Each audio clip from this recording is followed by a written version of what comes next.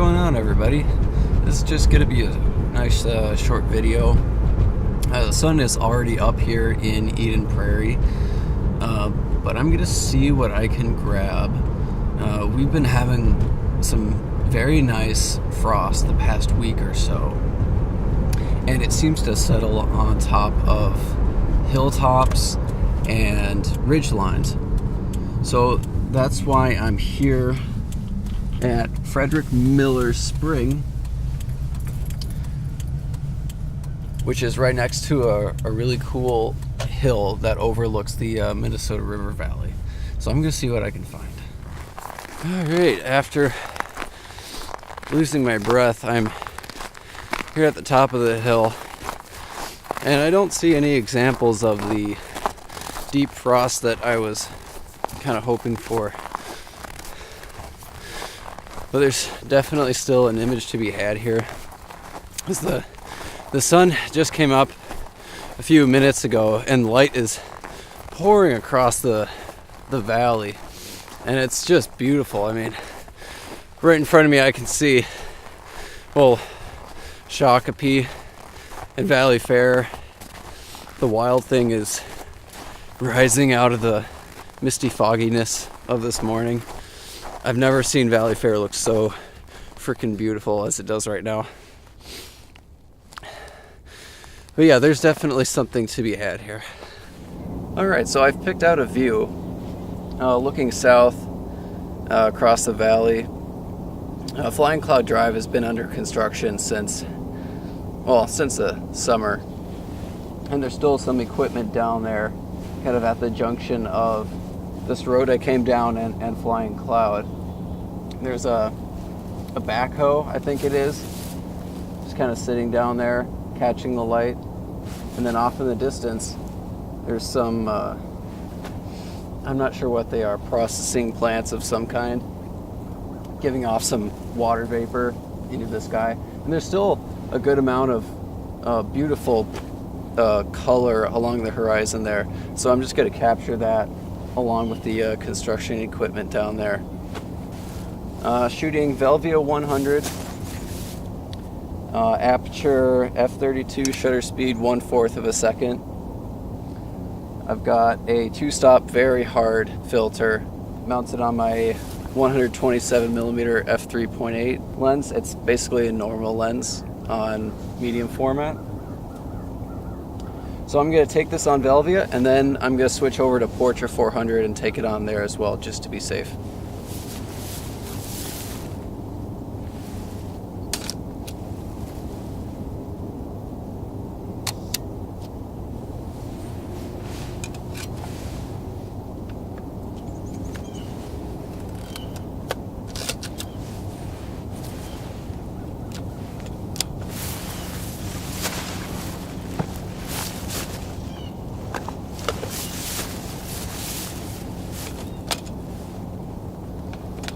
And that really is the beauty of this particular camera system, where you can have multiple film backs and switch them out at a moment's notice, so you don't have to finish a roll of, color just to, shoot black and white if you want to.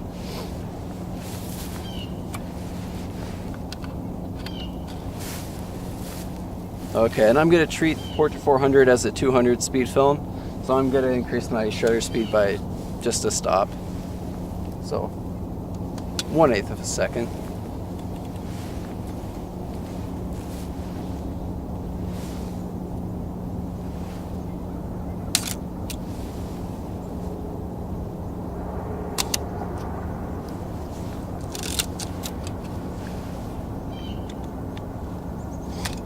Alright, that just about does it.